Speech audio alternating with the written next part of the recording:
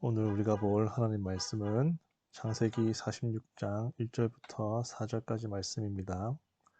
이스라엘이 모든 소유를 이끌고 떠나 브엘세바에 이르러 그의 아버지 이삭이 하나님께 희생제사를 드리니 그 밤에 하나님이 이상 중에 이스라엘에게 나타나 이르시되 야곱아 야곱아 하시는지라. 야곱이 이르되 내가 여기 있나이다 하매 하나님이 이르시되 나는 하나님이라 내 아버지 하나님이니 애굽으로 내려가기를 두려워하지 말라. 내가 거기서 너로 큰 민족을 이루게 하리라. 내가 너와 함께 애굽으로 내려가겠고 반드시 너를 인도하여 다시 올라올 것이며 요셉이 그 손으로 내 눈을 감기리라 하셨더라. 요셉이 살아있다는 소식은 야곱의 일생을 통틀어 가장 기쁜 소식이었을 것입니다. 그가 애굽의 총리가 된 것보다 요셉이 지금까지 살아있다는 그 소식이 아마도 제일 기뻤을 것입니다. 그래서 요셉을 만나기 위해 야곱은 애굽으로 내려갈 준비를 하였습니다. 그런데 내려가던 중에 야곱은 갑자기 하나님께 희생제사를 드렸습니다. 왜 그랬을까요? 이유는 하나님의 말씀을 통해 우리가 확인할 수가 있습니다. 3절에 보시면 하나님이 야곱에게 두려워하지 말라고 하셨습니다. 즉 야곱은 지금 두려워하고 있다는 것입니다.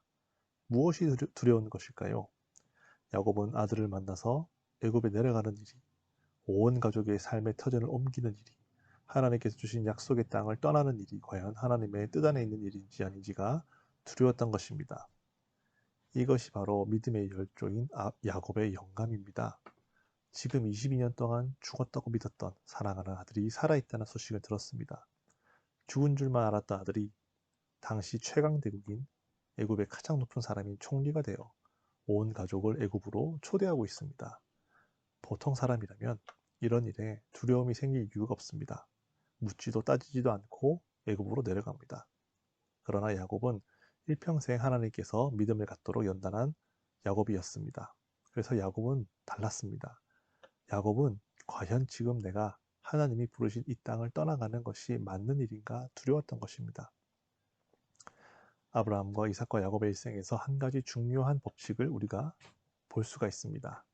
그것은 하나님께서 택한 자는 하나님의 부르신 곳에서 있을 때 하나님이 만나주시고 복을 주셨고 현실 때문에 약속의 땅을 벗어났다가 많은 고난을 겪었던 사실입니다.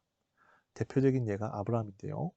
아브라함은 하나님께서 가나안 땅으로 부르셨는데 기근 때문에 자기 멋대로 애굽으로 내려갔다가 거기서 아내를 뺏기고 죽을 뻔한 일이 있었습니다. 그리고 야곱도 하나님께서 아버지의 집으로 돌아오도록 인도하셨는데 자기 눈에 좋아 보이는 세겜 땅에 머물렀다가 하나밖에 없는 귀한 딸이 몹쓸 짓을 당하기도 했었습니다. 야곱은 지난 일생을 통하여 이런 사실들을 몸소 체험했고 그래서 지금도 과연 내가 온 가족을 데리고 애굽으로 내려가는 것이 하나님의 뜻인지 아닌지 몰라서 두려워했던 것입니다. 그래서 야곱은 하나님께 묻기 위하여 희생제사를 드렸고 하나님은 그의 기도에 응답하셨던 것입니다. 여기서 우리가 야곱을 통해서 우리에게 스스로 던져봐야 할 질문은 과연 내가 하나님께 묻고 그의 응답을 구하는 신앙생활을 하고 있느냐? 아니면 그저 눈에 보이는 현실이 가나안은 기근이요 애굽은 내 아들이 총리로 있으니 그저 눈에 보이는 대로 판단하고 있느냐입니다. 눈에 보이는 대로 현실에 순응해서 사는 자라면 땅에 속한 자이겠지만 현실과 상관없이 하나님의 뜻이 지금 어디 있는지를 알고 그 뜻에 순종하는 자는 하늘에 속한 자입니다. 이 하늘에 속한 자를 하나님은 반드시 책임지셔서 그에게 놀라운 하나님의 복을 하나님께서 이루어 가시는 것을 우리는 성경을 통해서 확인할 수가 있습니다.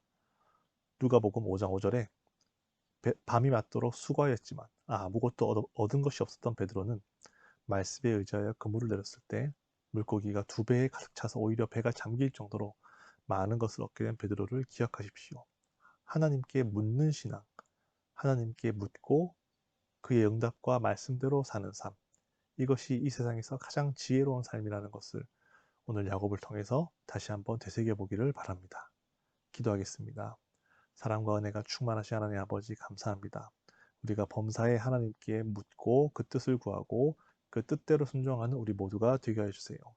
그래서 눈에 보이는 현실과 타협하지 않고 오직 하나님의 기뻐 쓰시는 자가 되게 해주세요. 그래서 하나님이 그 삶을 일평생 책임져 주시는 그런 자가 되게 해주세요. 감사드리며 예수님의 이름으로 기도드렸습니다.